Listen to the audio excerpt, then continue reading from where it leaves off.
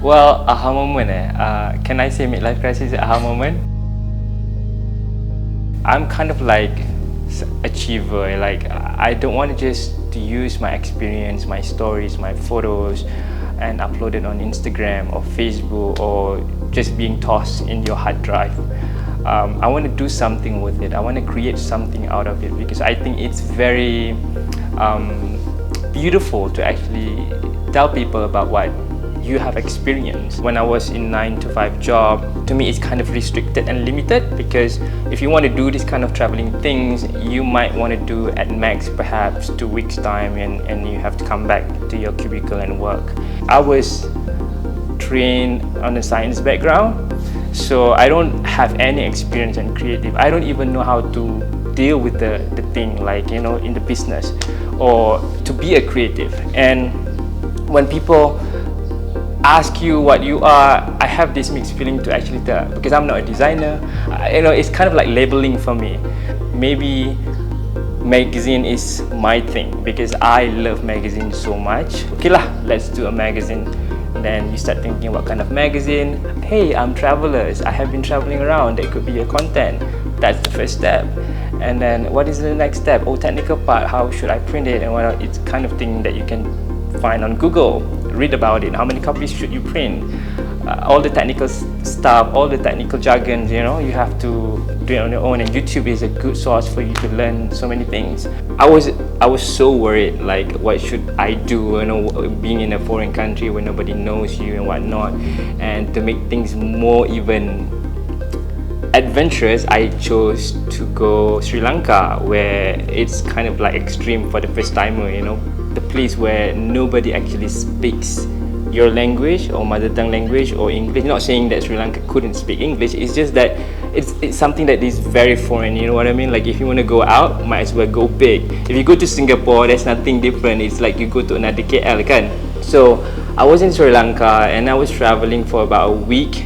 You were alone, you kind of feel that solitude where you never felt before, which is, it is so invigorating and so inspiring, where you kind of like want to do it again and again, hopping from one city to another, and it's changed my life.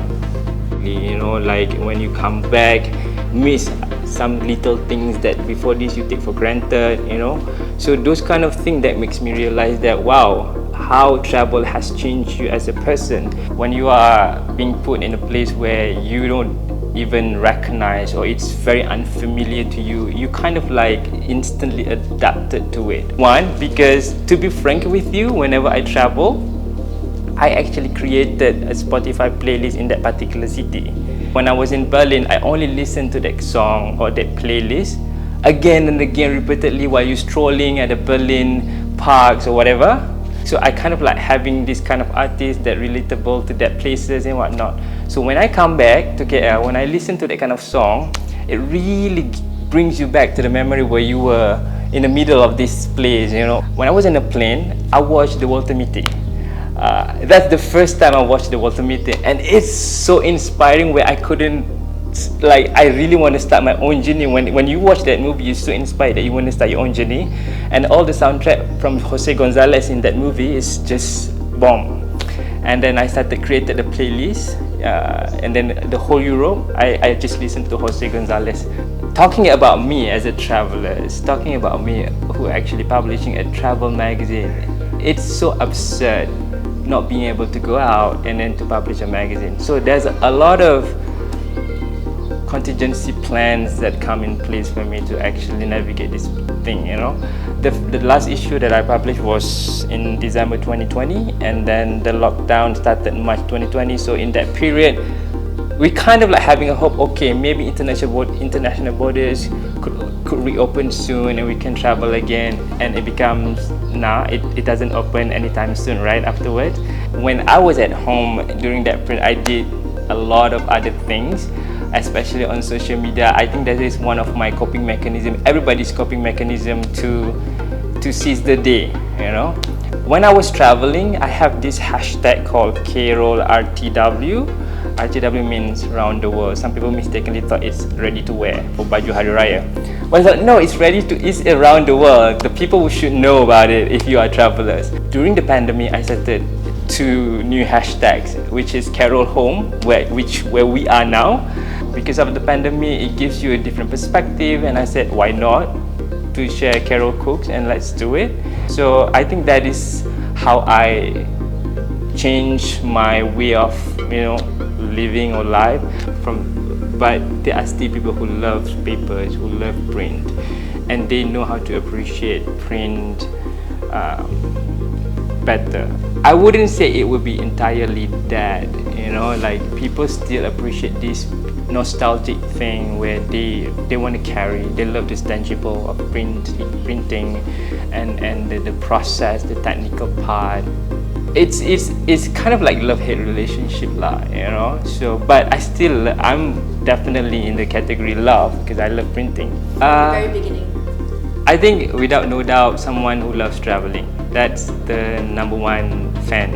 It inspired them, so I think that's one of the main purpose, to actually giving them some sort like a purpose to travel to that place where they never have thought before, and then somehow when they read the magazine, they kind of like, wow, this is something cool, I should do this, But my momentum is definitely the pictures and the short video, the short clips that I took during the travel. I think that's one of the most precious memento I did when I'm traveling, but sadly some of it lost because I didn't do iCloud on the server, and I like a couple of places like New Zealand all gone, Laos all gone. I was like, oh, I'm so sad about it because I love those places, and writing notes. I love making a diary or travelogue thing. It's a more personal thing.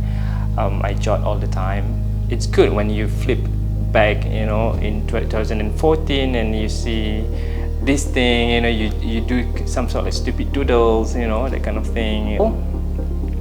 Certain places or certain cities is my home. Whenever it reminded you of your home, the familiarity or the place where you travel again and again. For me, that's home for me. The excitement is not about traveling, but it's more like you going home. It sounds cliche, but it feels, I felt that way.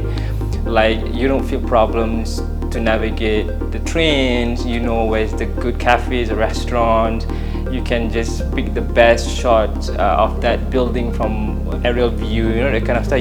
Everything is on your top of your head. And what I believe to enjoy small victories. It should be celebrated all the time, even though it's just a simplest thing that you did during the day. I believe to live in the moment and live in the present, where if you think that you want to do it, you're just gonna do it. You don't have to think twice, or you just worried about all these unnecessary things, and don't think about what people will say about you, because they will say about you, but at the end of the day, it's your life, it's your decision. Travel again, I haven't had a time to travel internationally, so it could be one of the things that I'll do. And if I get to go out, the first country or the first city that I will go is definitely Berlin, because it's the place where the aha moment happened. Back to basic. Berlin is the city where it inspired me to do what I'm doing now. So if I want to go out, I need to go back to basic and refresh. Yeah. So Berlin is I love Berlin so much. So yeah.